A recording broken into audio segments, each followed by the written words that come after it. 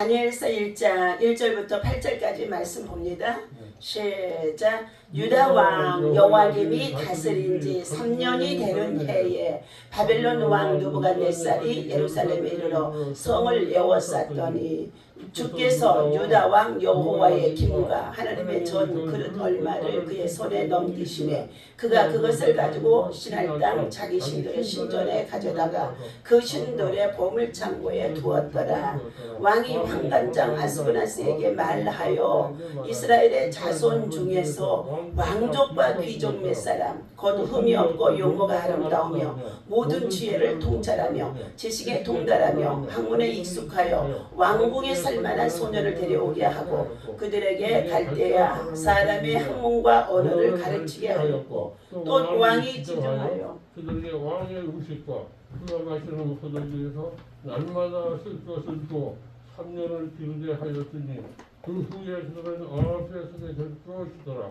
그들 가운데는 유다 자손 곧 다니엘과 하나냐와 미사엘과 아사랴가 있었더니 황관장이 그들의 이름을 고쳐 다니엘은 벨드사살이라 하고 하나냐는 사드락이라고 하고 미사엘은 메사엘이라고 하고 아사랴는 아벤누고라고 하였더라. 다니엘은 뜻을 정하여 왕의 음식과 그가 마시는 포도주로 자기를 더럽히지 아니하리라 하고 자기를 더럽히지 아니하도록 황관장에게 구하니 하나님이 다니엘로 하여금 황관장에게 은혜와 긍휼을 얻게 하신지라. 아멘. 할렐루야. 오늘 이 아침에도 주님의 이름으로 여러분을 사랑하고 축복합니다.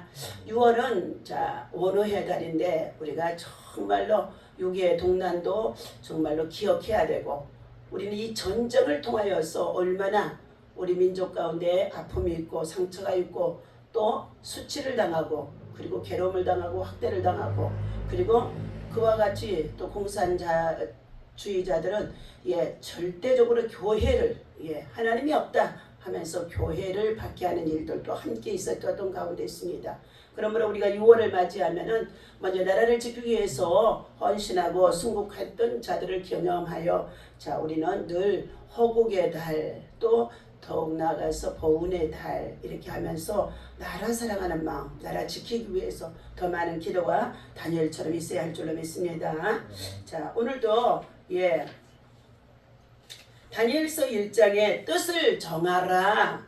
하나님이 목적하신 자리에 마음을 두라는 것입니다. 하나님이 목적하신 것. 다시 말하면 하나님께 뜻을 두라는 것이죠.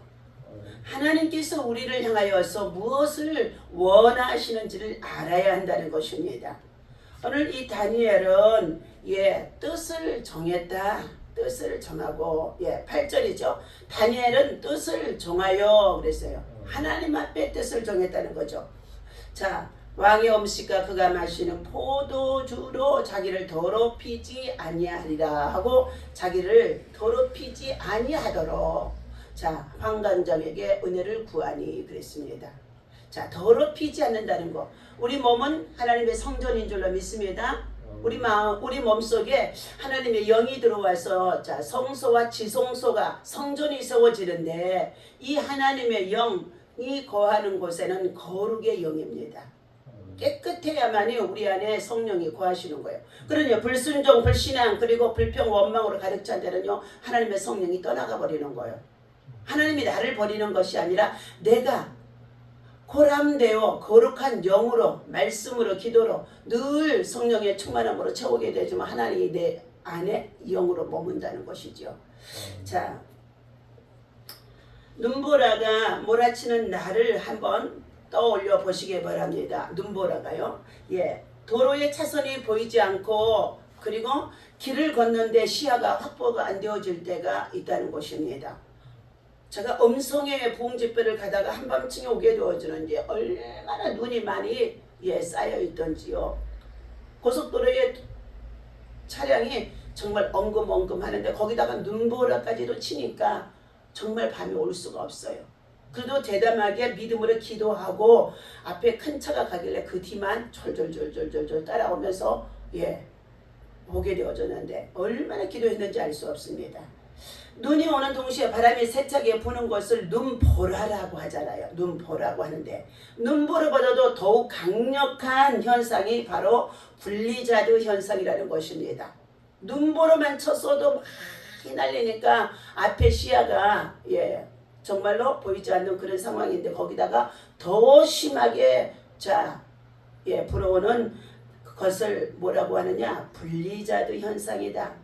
분리자들은 이미 땅에 눈이 쌓여있는 상태에서 강풍이 불 때 일어나는 것으로 강풍이 그 속에 있으면 정말로 흩날리는 눈 때문에 아무것도 보이지 않게 되어지고 방향 감각을 잃게 되어진다는 것입니다. 이를 화이트 아웃이라고도 말합니다. 그러니까 운전을 해보지 않는 사람들은 그걸 몰라요. 눈에 많이 하얗게 쌓인 것만 해도 길이 보이질 않아서 도로가 보이질 않아서 위험한데 거기다가 자그마한 눈보라가 치게 되어져 있을 때는 그래도 운행을 할 수가 있어요. 그런데 거기다가 강풍이 불게 되어지면 눈이 막 흩날리니까 아무것도 보이지 않는 거예요. 앞차도 안 보이고 시야도. 때로는 또 안개가 끼어서 어느 정도 안개가 끼게 되어지면은요, 나아갈 수가 있는데요. 아주 안개가 많이 낀 날이 있어요. 저 서울을 오고 가고 할 때마다 안개가 많이 끼면은요, 저 LG 앞에 나가다가 도저히 가서는 안 되겠다는 딱 생각이 들면은요, 저 그냥 돌이켜서 들어오기도 했었어요. 왜요? 한 치 앞을 볼 수가 없으니까요. 그러니 앞에 차가 가는지 안 가는지 깜빡이가 켜져 있어도 안 보입니다. 우리의 신앙에도 화이트아웃이 찾아오기도 하며 이미 놓여있는 세상의 많은 요소들과 정해져 있는 기준들이 세상의 급격한 변화의 바람 앞에서 흩날려 버리는 경우도 있다는 것입니다. 그럴 때 우리는 마치 분리자드 안에 있는 것처럼 어느 길로 가야 할지 막막한 상태 속에서 흔들리고 있을 때가 있다는 것입니다. 코로나 팬데믹이 아마 이러한 상황이 되어졌을 것입니다. 그 3년 동안요, 교회 안에 예배도 못 드리게 하고 사람이 오고 가지도 못하게 하고 그리고 어떻게 해요? 비행기도 타고 가지 못하게 하고 배도 가지 못하게 하고 이 코로나 팬데믹이 잠깐 일주일이면 끝날 줄 알았더니 한 달이 가고 두 달이 가고 1년이 가고 그리고요 2년이 되어지고 이렇게 되어지자 정부에서는 아주 급격하게 사람들의 왕래가 전혀 할 수 없는 상황이 되어졌잖아요. 그러니 코로나 이 팬데믹 동에서 사람들이 모두가 우리 인생의 삶이 완전히 이제 자기 집안에 방 안에서도 갇혀 있는데 가족끼리도 어떻게 해요? 코로나 한 사람이 걸리면 격리가 되어져 가지고 가족들이도 같이 앉아 식사도 할 수 없는 이런 상황들이 왔잖아요. 이러한 일들이 아주 강하게 세차게 불어왔을 때에 우리 모든 사람들이 정말로 어떻게 살아야 될지를 막막해 하는 가운데 있었죠. 분리자들 속에서 화이트아웃을 겪는 사람에게 가장 필요한 것은 이러한 경우에 이러한 상황에 처했을 때에 가장 필요한 건 무엇이냐? 필요한 것이 있어요. 나침판인 줄로 믿습니다. 나침판. 또 산에 올라가다가도 길을 잃어버리고 도저히 찾을 수 없을 때도 나침판이 필요한 것이죠. 우리는 이처럼 나침판의 힘은 바로 하나님의 말씀이다. 아멘. 말씀이 하나님의 길이요 진리요 생명이며 하나님의 말씀은 우리 발의 등이요 그리고 빛이니이다. 시편 119편의 105절에서 말씀하고 있습니다. 그러므로 오늘 본문 말씀 속에 나오는 다니엘은 그가 국가적으로 위기를 만났지요. 여호와의 힘이 왕이 되어서 3년 만에 그들의 나라가 바벨론 왕 느부갓네살로 말미암아 예루살렘에 침략을 당하게 하고 그리고 그때에 예루살렘의 성전도 다 무너지고 성전 안에 있는 하나님의 성물들 예배드림에 사용하는 성물들도 그 거룩한 성물들을 전부 다 그들의 느부갓네살 왕의 나라의 보물창고에다 갖다가 두었다는 거예요. 그런데 그때에 왕족 중에서 귀족 중에서 좀 뛰어나고 머리가 있고 똑똑한 놈들을 골라다가 느부갓네살 왕이 자기 왕에다 두고 그들을 3년 동안 그들의 나라의 말과 언어를 가르치면서 그들을 양육했다는 것입니다. 그런데 그때 그 나라에는 우상을 섬기고 살아가는 가운데 있는 그 나라에는 산의 진미의 음식들이 우상의 제물들은 전부 다 뭐냐 소나 돼지를 잡아서 어떻게 해요? 제물을 바치잖아요. 그래서 산의 진미의 제물들이 날마다 아침 저녁으로 그들의 식탁에 올라오는 거예요.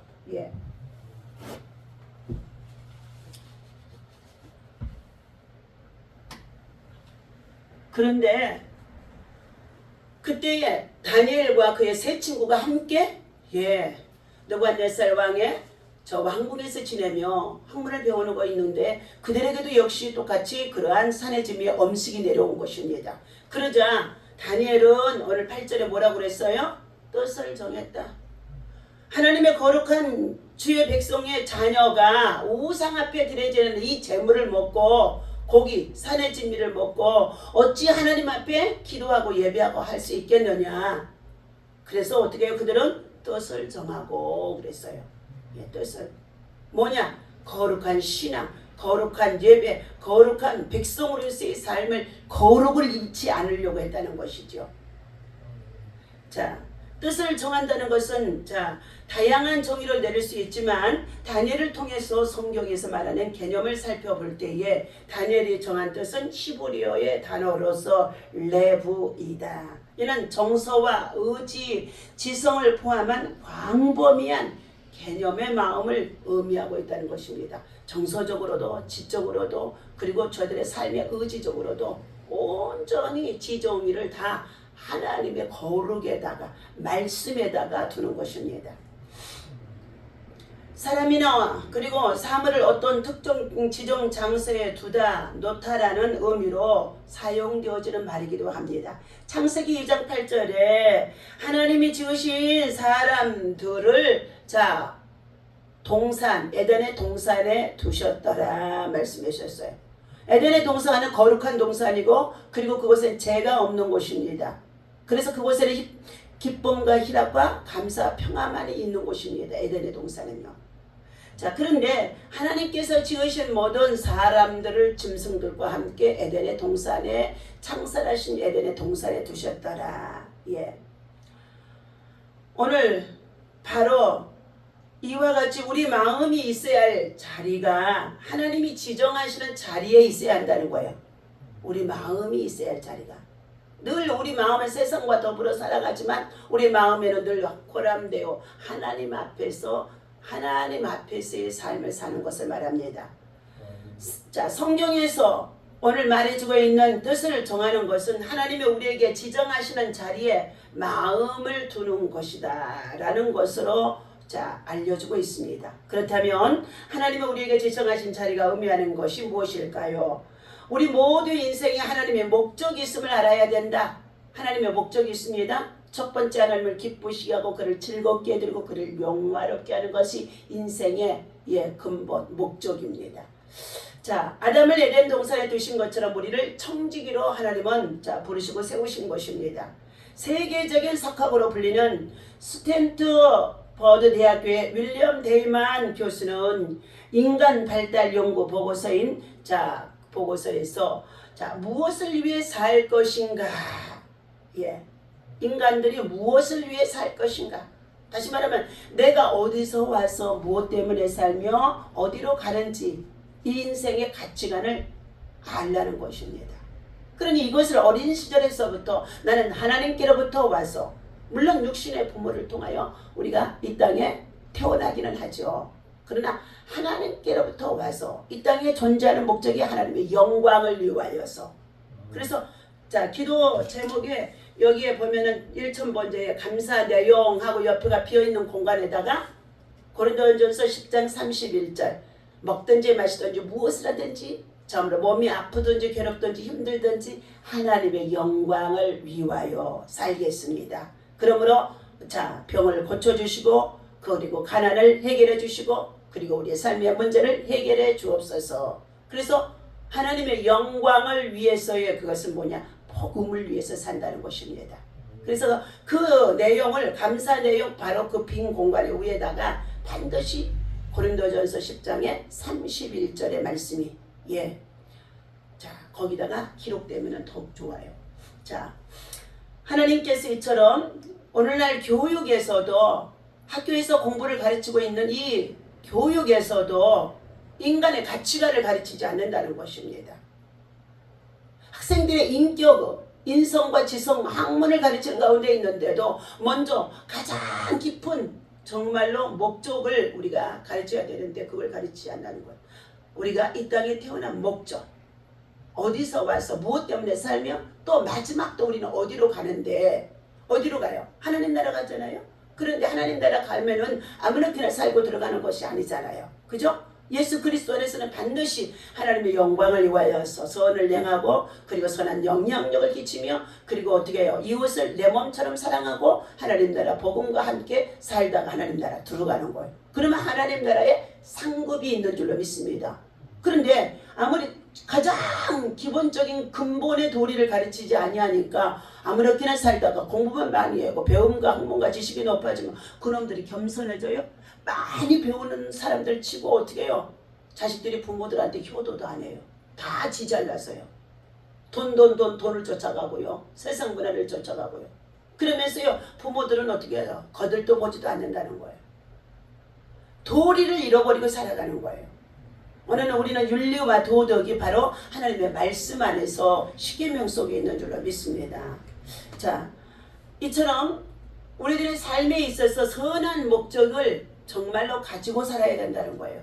그래서 무릇 지킬 만한 중에 너희 마음을 지키라. 이에서 생명의 근원이 남이니라. 선과 악을 구별할 줄 알고 그리고 무엇보다도 우리 마음에 쌓은 선에서 선한 것이 나오기 때문에 늘 선한 양심과 선한 영향력을 선한 손길로 살아가도록 주님이 우리들에게 본을 보이신 줄로 믿습니다. 우리가 뜻을 정하고 마음을 둬야 하는 본래의 자리가 있음을 인정해야 된다는 거예요. 아무렇게나 살아가는 것이 아니라 하나님 앞에 마음을 두고 하나님 앞에 뜻을 두고 하나님의 뜻을 위해서 내 뜻보다는 하나님의 뜻이잖아요. 하물며 이 땅에 오신 예수님께서도 자 예수님이 하나님과 동등된 위치의 자리를 가지고 있었지만 그는 그것을 비우고 종의 모습으로 많은 사람들을 죄에서 살리기 위하여 목숨까지도 버리시고 그가 죽기까지의 생명을 내어주시며 하나님이 화목 제물로 그를 삼으신 것처럼 예수님은 내 뜻대로 마시옵시고 아버지의 뜻대로 이루어지기를 원하나이다. 십자가를 질 때 겟세마네 동산에서 하나님 앞에 기도하기를 엘리 엘리 나마 사막다마니 얼마나 고통스럽더니 나의 하나님 어찌하여 나를 버리시나이까 까지도 했었어요. 그러나 그는 어떻게 해요? 그러나 내 뜻대로 마시옵시고 아버지의 뜻대로 이루시기를 원하나이다. 오늘 우리의 삶은 내 뜻보다도 아버지의 뜻을 이루었더니 내 뜻도 이루어지더라는 것입니다. 예. 자, 오늘 거룩의 뜻이 바로 다니엘에게 있었던 것처럼 우리는 이 거룩의 뜻을 다니엘처럼 우리 마음과 심령 속에 두라는 것입니다. 그러면은 우리는 무엇보다도 하나님의 말씀으로 결단해야 된다. 예, 나침판이 되어져 있기 때문에 바벨론 왕 느부갓네살은 당시 바벨론의 속국인 이스라엘에서 왕 앞에 설 만한 사람들, 왕족들, 귀족들, 예. 다니엘과 그의 세 친구들을 뽑아다가 왕궁에 두었지요. 왕의 환관장 아스브나스는 소년들을 선발하여 왕 앞에 설 수 있도록 준비했다는 것입니다. 자, 이스라엘 나라를 다스리긴 다스려야 되는데 그 나라의 문화와 그 나라의 말과 그 나라의 모든 것을 통달할 수 있는 사람을 세워야 어떻게 해요? 자기 밑에서 그 나라를 다스릴 수 있기 때문이에요. 그러니 우리가 일제 강점기 때에도 어떻게 됐어요? 우리가 볼 때는 그 사람들이 일본의 앞잡이가 되어진 것처럼 보여지잖아요. 그 사람들을 뽑아 세워야지 우리나라를 다스릴 수가 있으니까요. 그래서 이제는 해방이 되고 나니까 일본의 앞잡이들은 저 사람들은 나쁜 놈이라고 우리 모두가 손가락질하고 있잖아요. 그래서 그 집안이 가지고 있는 재물들도 몰수해야 된다고 하면서 국가적으로 이러한 유기 속에 있었던 일이 있습니다. 이것은 뭐냐? 그 사람이 그곳에 앞잡이가 되어져서 쏘고 싶은 사람은 없었을 거예요. 왜? 그 사람들이 일본 사람들이 어떻게 해요? 이 대한민국을 다스리기 위해서는 그 사람들을 뽑아야 되니까 뽑혀간 거예요. 자, 바벨론의 석국인 이스라엘에서 선발된 다니엘은 바벨론의 포로나 다름이 없었던 것입니다. 그런 포로의 신분에서 할 수 있는 최선은 살아남는 것이라는 것입니다. 살아남는 것. 어떠한 환경과 고난과 시험이 와도 살아남는 것. 끝까지 남은 자가 되어야 된다는 것입니다.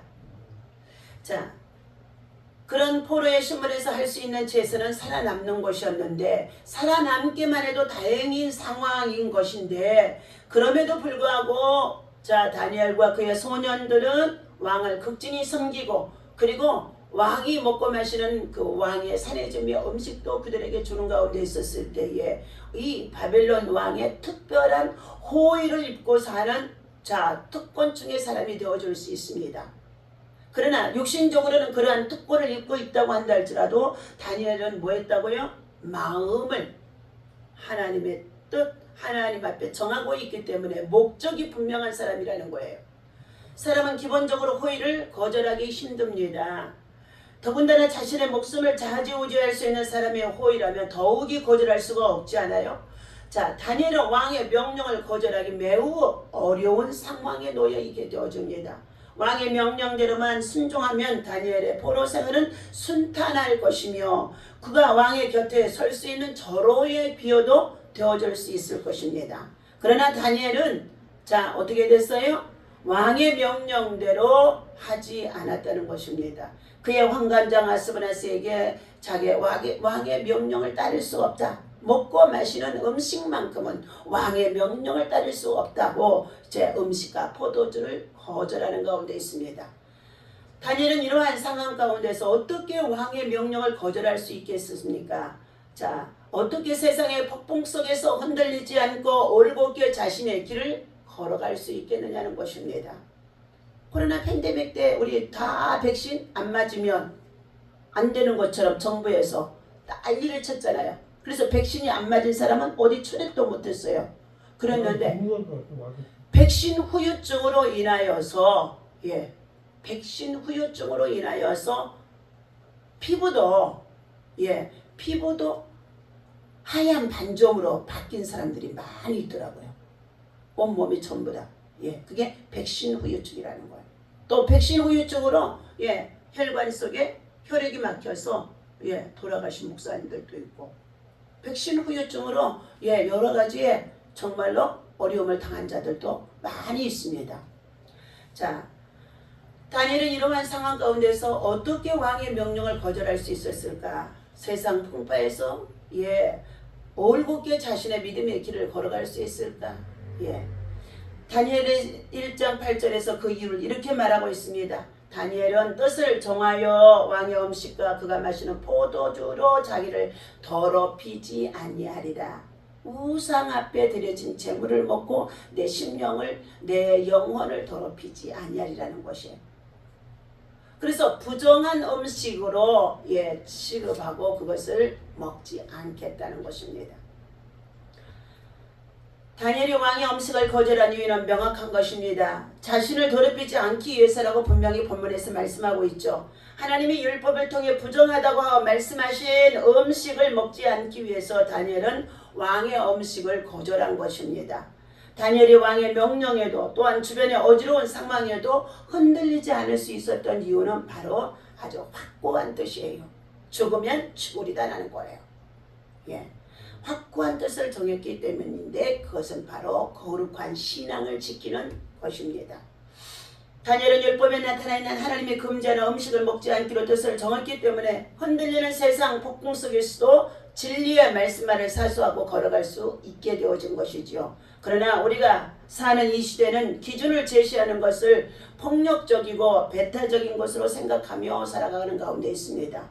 한마디로 기준이 없는 시대가 되어져 있어서 복지 시설에 기준을 바로 제시해주고 이것들을 가르치고 그리고 그들을 세워나가는 가운데 있는데 예배와 기도를 하지 못하도록 복지 시설에서 그거를 배제해버린 것입니다.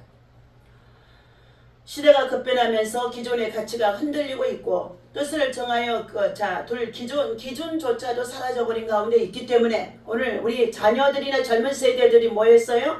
하나님의 말씀의 기준 그리고 어떻게 해요? 뜻을 그리고 거룩을 가르쳐주면서 그것이 네가 사는 길이고 그것이 너가 세상을 이기는 길이고 그것이 너로 하여금 어려운 시험을 당해도 말씀과 기도로 세상을 정복할 수 있는 것이라는 것을 가르쳐주는데도 그들 속에 기준이 없다는 거예요.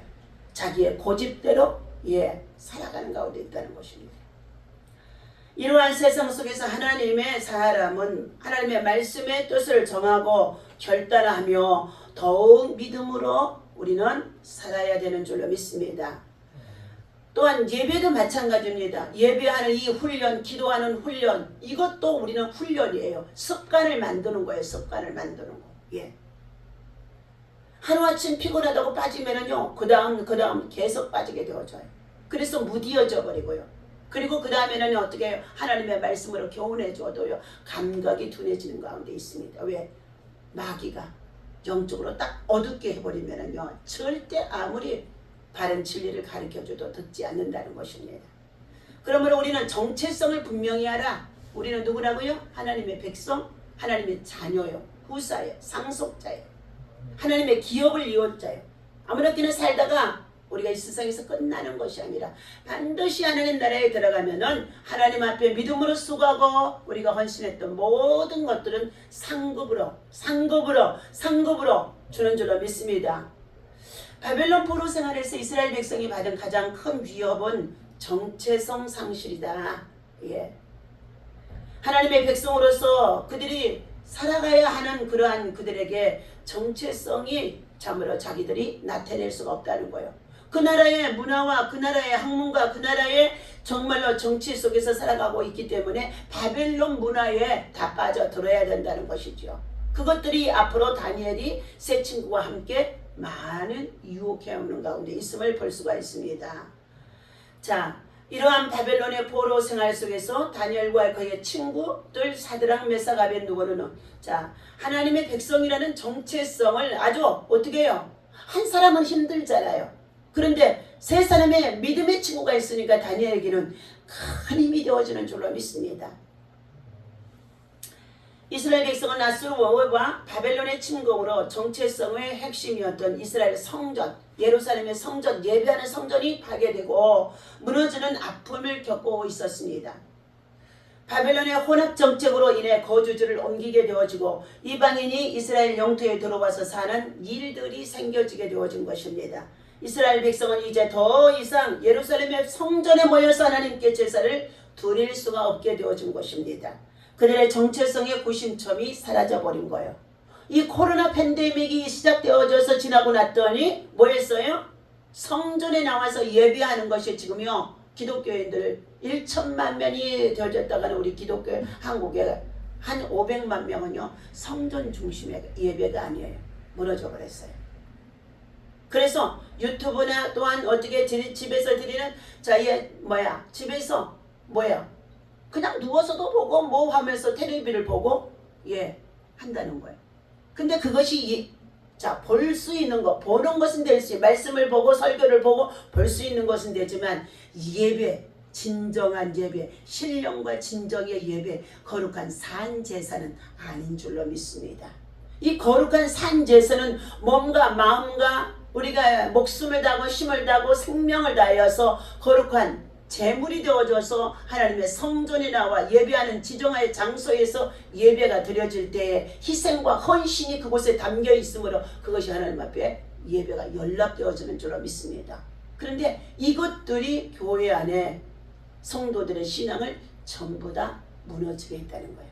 이게 공산주의가 바로 정체성, 하나님의 백성들의 정체성, 교회의 중심의 신앙을 다 무너지게 했던 것들이에요. 예루살렘의 성전에서 모여서 예배를 드리고 해야 할 하나님의 제사를 드릴 수 없게 되어지자 그 백성들이 이제 어떻게 해요? 매년 예루살렘의 성전으로 막 올라가고 그랬잖아요. 그것들을 할 수가 없어지는 거예요. 바벨론에서 이스라엘의 백성은 정체성을 유지하기 위해서 비상수단을 마련하게 되어졌는데 그것은 바로 해당 문화가 되온 것입니다.